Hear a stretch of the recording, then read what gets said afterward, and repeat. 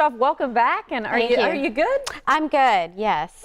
Just damage to the vehicle, no damage to myself, and my child wasn't in the car at the time, so. Well, it's just so ironic because so often we talk about auto accidents and how they can impact people's lives. So talk about your experience, and I'm sure how your experience can help those out there. Well, you know, I hadn't been involved in an auto accident in about 9 years, according to my insurance company. So, you know, I was a little, one could be a little rusty, but I live and breathe auto accidents every day. So, unfortunately, a girl crossed into my lane trying to make a right-hand turn, and I tried to avoid the accident but was unable to, and so my front left fender hit the right back of her vehicle.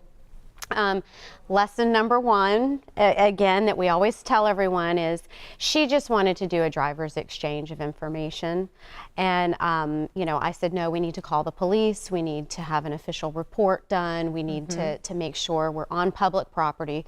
I mean, yes, public property. So we know that they're going to show up. It took a while, but that's okay. She really wanted to leave. She was a young girl. But I kept saying, no, we need to make this legitimate with police and investigating everything. And then second of all is as soon as, you know, I was fine. I was able to drive the vehicle away. As soon as I got home and got myself settled, the first thing I did was call my insurance company.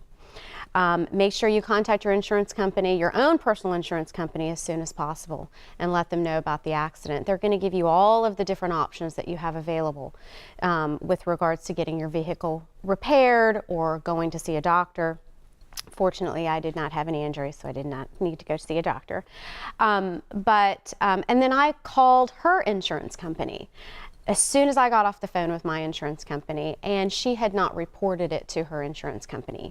The accident happened about 6 o'clock in the afternoon, and by 9 o'clock her insurance company had already called me back.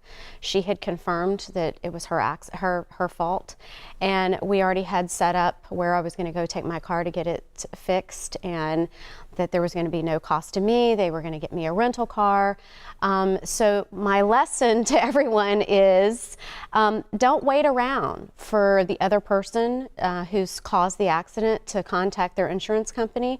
You have every right to go ahead and call that claim in and get the ball rolling as quickly as possible, especially to get your no-fault PIP insurance claim set up so that you can get medical treatment with your own insurance company, also to go ahead and getting your vehicle repaired.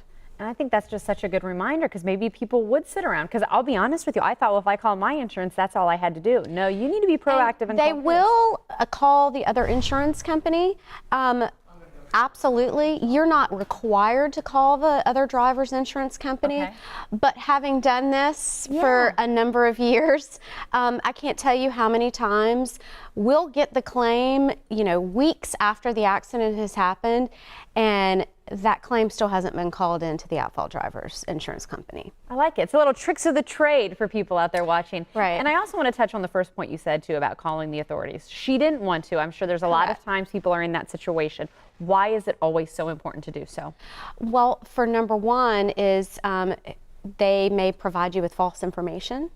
Because the officer is going to require your driver's license. They're going to verify that that person doesn't have a suspended driver's license.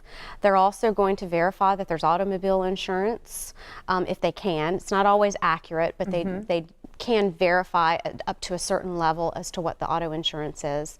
So I'm not saying that people out there are trying to give you bad information, but it's a safety net, and it's smart to call the authorities. Well, if you want to have a safety net of your own, or maybe you have some questions about your rights, well, obviously, Catherine doesn't just talk the talk, she walks the walk. Give her a call, 1-800-BARBAS-LAW, or go to barbaslaw.com/knowyourrights.